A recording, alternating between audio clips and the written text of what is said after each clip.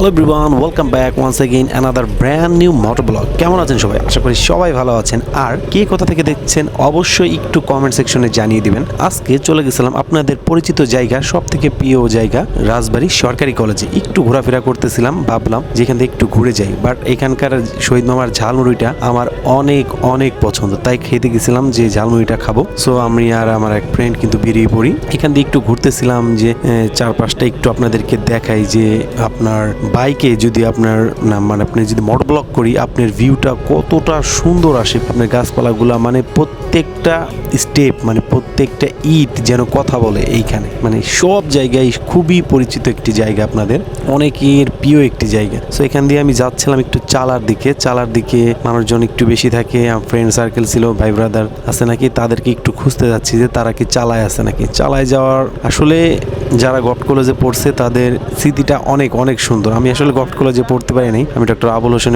কলেজে পড়ছি।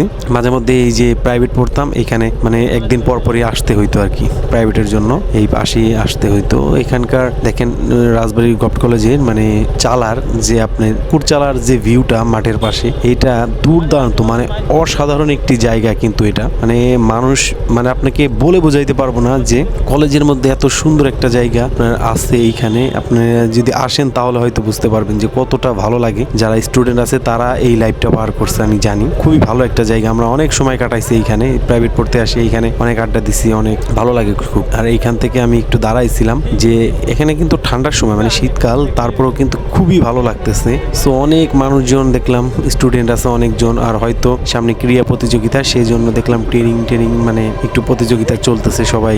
আর মাঠে কিন্তু এখন আমাদের সময় হয়তো এরকমই ছিল না, অনেক আড্ডা দেয়। আমাদের সময় এরকম কোরামবাজি হইতো, কিন্তু এইরকম না, এটা থাকতো আপনার দলীয় কোরামবাজি হইতো বেশি। এখন তো দেখি ফ্রেন্ড সার্কেলটা একটু বেশি বসে। তো ভালোই লাগতেছিল, কত সুন্দর একটা মিষ্টি একটা আবহাওয়া। ভাবলাম যে আরো একটু সামনে থেকে ঘুরে আসি। সো আমি সামনের দিকে যাওয়ার চেষ্টা করতেছিলাম।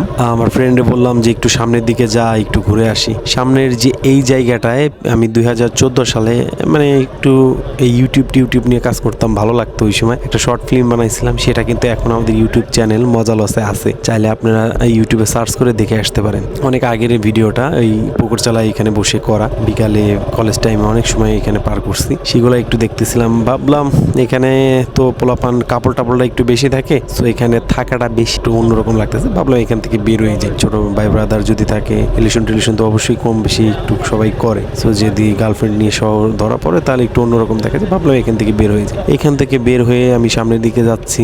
গাছপালাতে কতটা সুন্দর লাগতেছে, মাঝখানে কলেজের যে মেইন যে ফটকটা, সেটা কতটা সুন্দর আসে। এখান দিয়ে যাচ্ছিলাম, জায়গায় জায়গায় স্টুডেন্টরা বসে আছে মজায়। কলেজের মজাটাই কিন্তু এইটা, সবাই ফ্রেন্ড সার্কেল মিলে আড্ডা দিবে, এটাই খুবই কিন্তু ভালো লাগে। আর আমি কিন্তু সব ভিডিওতেই বলে থাকি, কে কোথা থেকে দেখছেন অবশ্যই একটু কমেন্ট সেকশনে জানিয়ে দিয়েন। আর আপনি যদি এই ভিডিওতে উঠে থাকেন তাহলেও কিন্তু একটু জানিয়ে দিবেন। আর এই হলো আমাদের শহীদ মামার ঝালমুড়ি। শহীদ মামার ঝালমুড়িটা খাইছি, বাট আপনাদের ওইটা আর কি দেখাইলাম না। এইটা খাওয়ার জন্য এইখানে আসা। আর এটা নতুন বিল্ডিং, এখানে কিন্তু খুবই সুন্দর একটা জায়গা। সো এইটাই ছিল ছোট্ট একটি মোটর ব্লগ।